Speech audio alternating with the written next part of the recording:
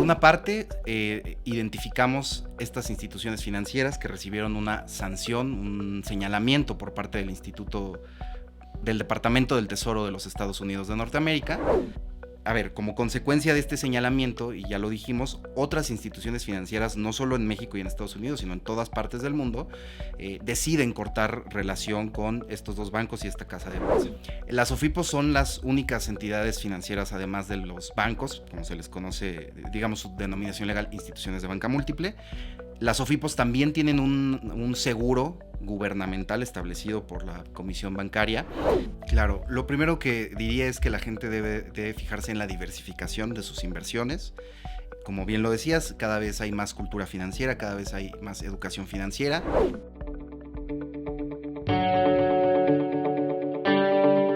Hablemos Derecho con PDLC, The Bridge to the Solution.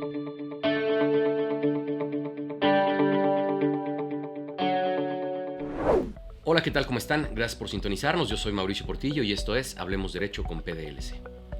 Recientemente hemos visto en diferentes medios de comunicación noticias relacionadas con algunas multas y sanciones a empresas que son jugadores del sector financiero en este país.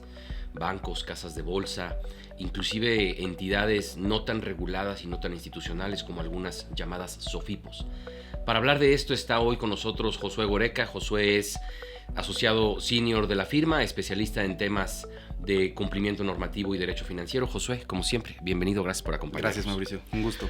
Josué, hemos visto que hay sanciones, algunas que a veces no es fácil entender. ¿Por qué no nos explicas qué está pasando, de dónde viene y vamos adentrándonos cada vez más en este tema?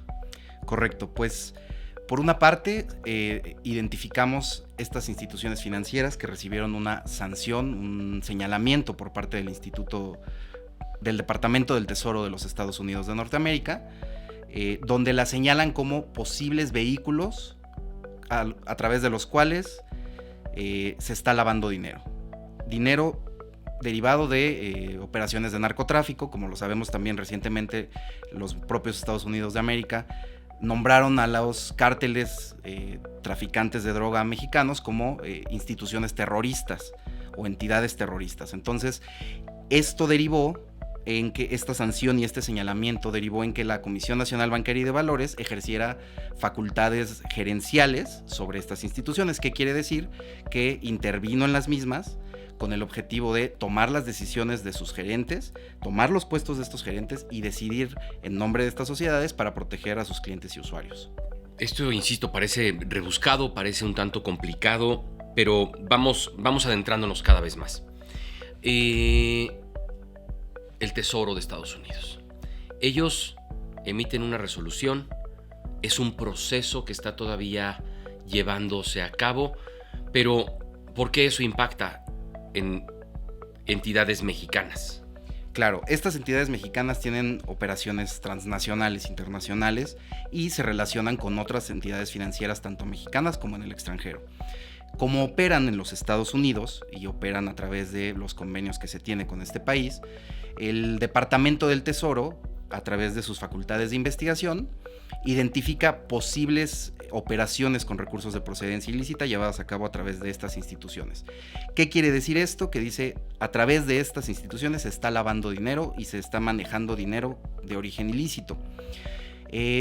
¿Por qué tiene implicaciones en México? Porque México es parte de diversos tratados y convenios internacionales en materia de prevención del lavado de dinero que dicen que si estas entidades son señaladas en otro país, la autoridad financiera mexicana, en este caso la Comisión Nacional Bancaria y de Valores, debe de intervenir y también hacer sus propias investigaciones. Como bien lo mencionas, el Departamento del Tesoro actualmente continúa investigando, es decir, aún no hay una resolución definitiva que establezca que estas entidades efectivamente fueron usadas como un vehículo de propósito para lavar dinero.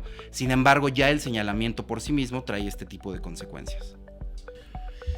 Claro, y entonces lo que de manera preventiva buscan hacer es que no puedan llevar a cabo operaciones o no puedan seguir o mantener el ritmo de operaciones que tenían, sobre todo las transnacionales, la que va de México hacia Estados Unidos o de regreso, y por eso es que se quedan inoperantes.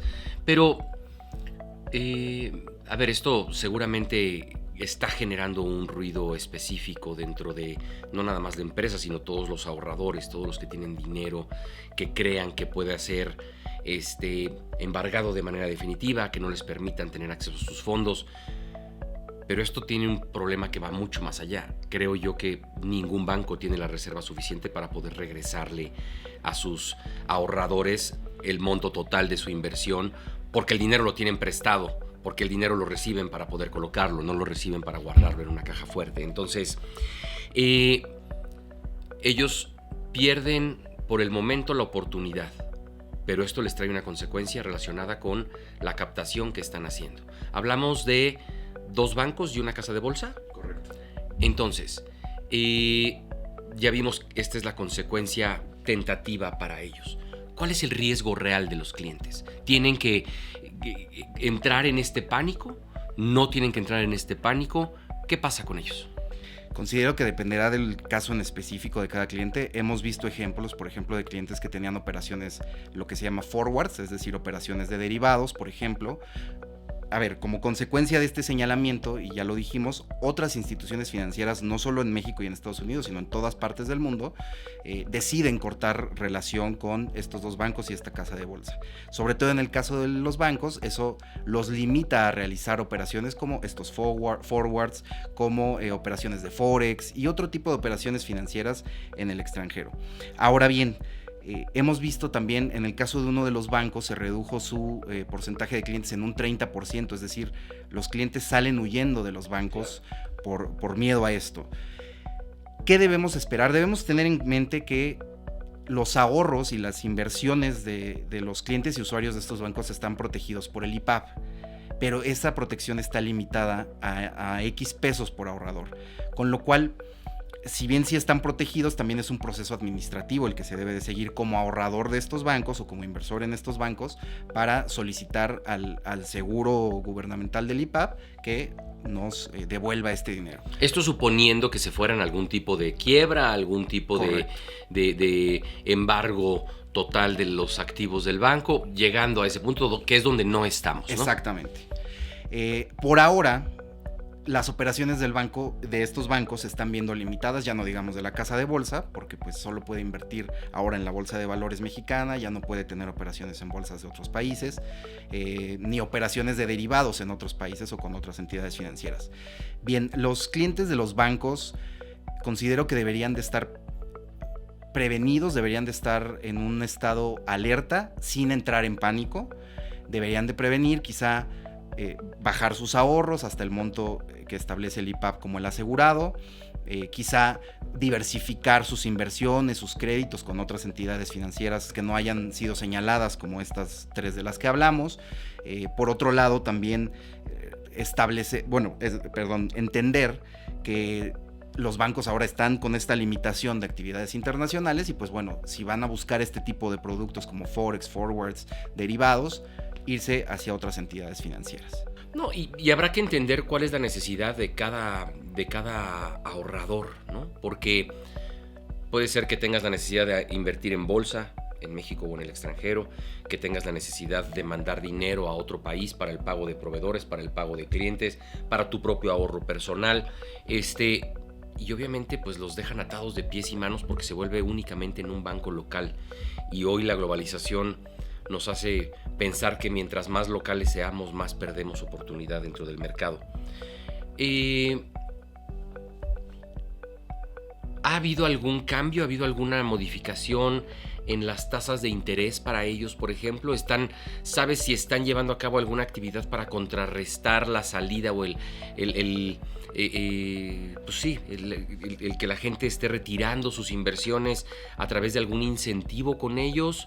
¿Qué se ha escuchado en esta parte? Por ahora no se ha escuchado que hagan ofertas, vamos a decirlo así, que atraigan nuevamente la inversión o la captación hacia estos bancos. Hemos escuchado que también no solo es desde la parte de los clientes, sino también la parte operativa, es decir, muchos trabajadores, muchos empleados de estos bancos también se están saliendo. Hemos escuchado de casos donde a los clientes, con tal de contratar otro producto financiero, les dicen, oye, bueno, pues te ofrezco quizás una tasa preferencial en un crédito en vez de pagarte los forwards que teníamos contratados, o te ofrezco que te refiero con otra institución financiera. Sin embargo, no ha habido una oferta formal de beneficios que contrarresten esta salida. Eso por un lado. Y por otro lado, una de estas instituciones financieras era la más importante para fideicomisos en fibras, fideicomisos inmobiliarios, y para los fideicomisos en los que se invierten las afores. Entonces esto también representa una oportunidad para las otras entidades de entrar a este mercado. Claro. Pues bueno, no es un tema sin duda menor, y aquí creo que más allá del riesgo o el problema en el que puedan estar estas instituciones, es el riesgo para los inversionistas. Y de la mano de esto, que pareciera algo a un nivel muy alto, a un nivel muy avanzado para gente que tiene grandes cantidades, para gente que invierte en estas cosas sofisticadas de las que hablábamos, de los forwards, de Forex, de la Bolsa Mexicana de Valores, sigue habiendo temas de qué hablar en el mundo financiero mexicano, y ese es el caso también de estas nuevas instituciones. No son nuevas, pero han tomado moda, que son las famosas SOFIPO, las Sociedades Financieras Populares, que también captan dinero y que a la gente le llenan el ojo con la información y con las atractivas tasas de interés. ¿Qué está pasando con las SOFIPOS? También platícanos un poquito de qué ha pasado con eso. Claro, como bien lo mencionabas, las SOFIPOS son las sociedades financieras populares, realizan actividades pasivas, es decir, captación de recursos, inversión y manejo del público en general, y activas, otorgamiento de créditos, arrendamientos.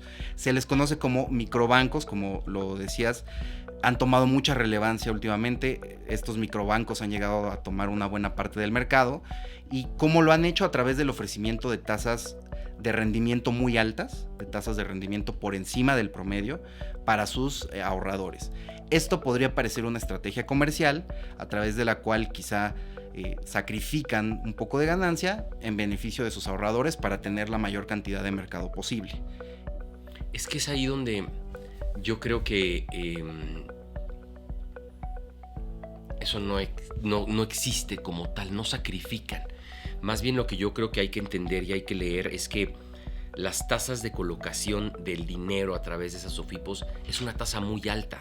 Si te pueden ofrecer esas tasas de mercado, que están por encima de mercado, es porque están colocando en unas tasas también exorbitantes y por encima de mercado. Como no hay una limitante al respecto, creo que es también un riesgo para el dinero de la gente. Hay que recomendarles, hay que decirles qué es lo que tienen que ver y dónde lo tienen que ver. Pero, ¿qué pasa en esos casos? Hablábamos de las instituciones grandes, hablábamos del IPAB. ¿Qué pasa en este caso con las SOFIPOS? Las SOFIPOS son las únicas entidades financieras, además de los bancos, como se les conoce, digamos su denominación legal, instituciones de banca múltiple. Las SOFIPOS también tienen un seguro gubernamental establecido por la Comisión Bancaria para garantizar la devolución de los ahorros de sus inversores. Este seguro es el ProSOFIPO y ampara un monto aproximado de 213,500 pesos. Podemos ver que es un monto bajo, sí está asegurado, pero es un monto bajo. Además, esta garantía de devolución a los ahorradores no deja fuera los intereses que se puedan generar en las inversiones, es decir, las ganancias nunca están garantizadas a menos que la institución financiera lo haga por contrato. Ninguna lo hace, que tengamos conocimiento. En recientes días ha habido noticias también donde algunas SOFIPOS están entrando en insolvencia, en incapacidad de pago, lo cual representa un riesgo latente para sus inversores. Todas estas han estado bajando sus tasas paulatinamente, no solo las entidades, las SOFIPOS, sino otras que manejan inversiones, han estado bajando esas tasas de las que hablábamos tan agresivas. Por otra parte, es importante saber que esta colocación de crédito con costos anuales totales tan altos, también lo hicieron de forma muy agresiva, le otorgaban créditos prácticamente a cualquier persona, y bueno, esa fue una parte también de su estrategia de colocación en el mercado.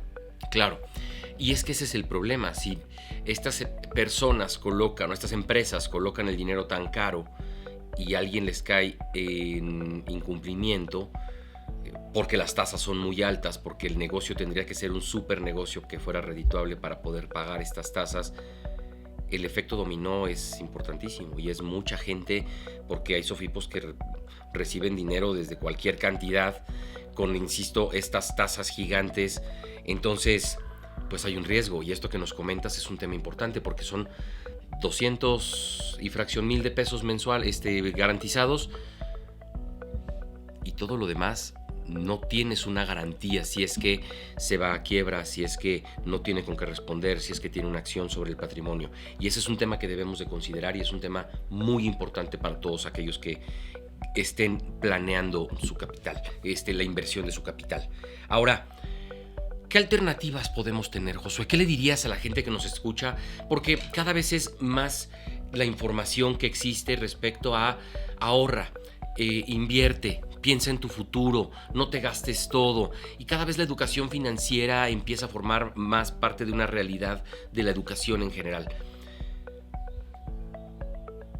Creo que es importante destinar, sin que tenga una marca, un nombre y un apellido, unos minutos a hablar de qué alternativas son las buenas. No porque tengamos una bandera y digamos, yo soy tu mejor opción. ¿Qué alternativas sin nombres, sin apellidos hay allá afuera, y en qué se debe de fijar la gente? Claro, lo primero que diría es que la gente debe fijarse en la diversificación de sus inversiones. Como bien lo decías, cada vez hay más cultura financiera, cada vez hay más educación financiera. Existen entidades denominadas asesores en inversiones independientes.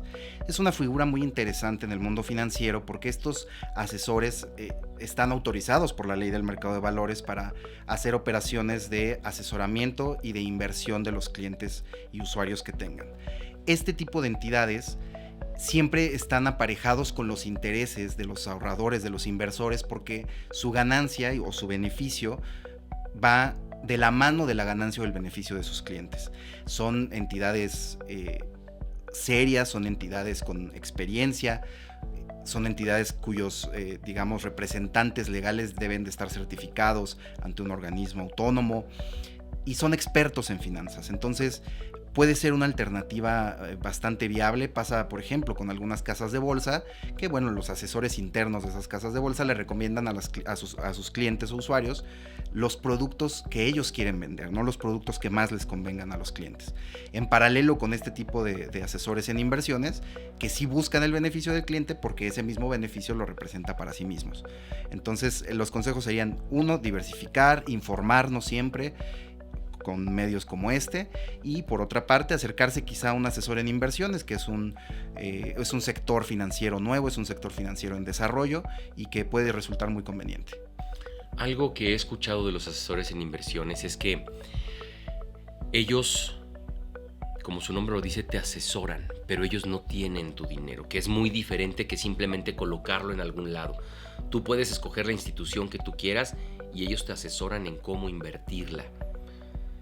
Yo creo que eso es la cereza del pastel. No nada más se trata de educarnos con ciertos temas financieros de la vida cotidiana. Hay cosas que escapan de nuestro expertise, de nuestro conocimiento, de nuestra visualización a futuro, de nuestra prevención. Y creo que es importante contar con alguien así y que sea independiente, que no tenga un nombre y apellido y que no esté casado con una institución en particular. ¿Para qué? Para que no nos pase esto, para que no caigamos en un posible o potencial conflicto de interés en el que este asesor te puede estar recomendando que vayas a comprar o adquirir algún producto que no necesariamente es el mejor para ti. Hablando de derecho, Josué, ¿qué le puedes recomendar a la gente que nos escucha que hagan? Ya obviamente la parte previa ya la vemos, hay que leer los contratos por más que sean largos, hay que tener un asesor, hay que informarse. Pero ¿qué pasa si estás en problemas? ¿O qué pasa si anticipas que puede haber algún problema con tu SOFOM, con tu SOFIPO, con tu banco, con tu casa de bolsa? ¿Qué es lo que tienen que hacer jurídicamente? Ya sea en qué momento puedes pedir este tema del IPAP o el fondo de las SOFIPOS, o en qué momento es tu momento indicado para actuar. Igual, ¿qué pasa si hay alguna actividad no correcta a través de un empleado de alguna de estas instituciones hacia ti? ¿Qué se puede hacer desde lo jurídico? Bien, desde lo jurídico, primero que nada, como bien lo mencionabas, revisar el contrato, ver cuáles son nuestros derechos y obligaciones. Para activar estos seguros como el IPAB o ProSOFIPO, tiene que haber una declaratoria de insolvencia de la institución financiera de que se trate, ya sea del banco o de la SOFIPO, y es todo un proceso administrativo ante estos institutos, ProSOFIPO y IPAP, que se debe de preparar un escrito, reunir las pruebas y presentarlo ante este seguro para después cobrarlo mediante una resolución administrativa que emitan estos seguros. En cuanto a los procesos que los bancos que están en estas situaciones y las instituciones que están en estas situaciones han estado llevando, bien lo decías tú, acercarse con un asesor y revisar las condiciones y las obligaciones de los bancos. Recordemos que los usuarios y clientes de estas instituciones están protegidos por la Conducef, sus derechos como clientes o usuarios están protegidos por esta comisión y por la ley aplicable en la materia, con lo cual no están solos, no están desamparados. Hemos tenido la experiencia donde algunos trabajadores de estas instituciones se acercan con condiciones desfavorables, aprovechando un poquito la confusión para beneficiarse de una venta de un nuevo producto financiero, ofreciéndolo a sus clientes. Entonces, lo importante es acercarse con la revisión del contrato adecuada, con los expertos adecuados, para poder ejercitar nuestros derechos, tanto con base en el contrato desde el punto de vista transaccional, como con base en nuestros derechos como clientes y usuarios de estas instituciones. Pues sin duda, hoy es más importante que nunca tener tu teléfono y tu contacto, así como el de tu equipo a la mano, que la gente tenga el contacto de su asesor en inversiones, que la gente tenga algo de conocimiento y un poco de inquietud por aprender y por saber más del mundo financiero para que su dinero esté protegido, esté bien invertido. Gracias, Josué, gracias por acompañarnos, gracias por darnos un poco de esta perspectiva, y a todos ustedes que nos acompañaron, gracias de nuevo por sintonizarnos. Recuerden, cuando algo es demasiado bueno para ser verdad, tal vez es demasiado bueno para ser verdad. Cuidemos nuestras finanzas y recuerden, yo soy Mauricio Portillo y esto fue Hablemos Derecho con PDLC. Nos vemos en la próxima. Hasta pronto. Esto fue Hablemos Derecho con PDLC, una conversación legal a tu altura.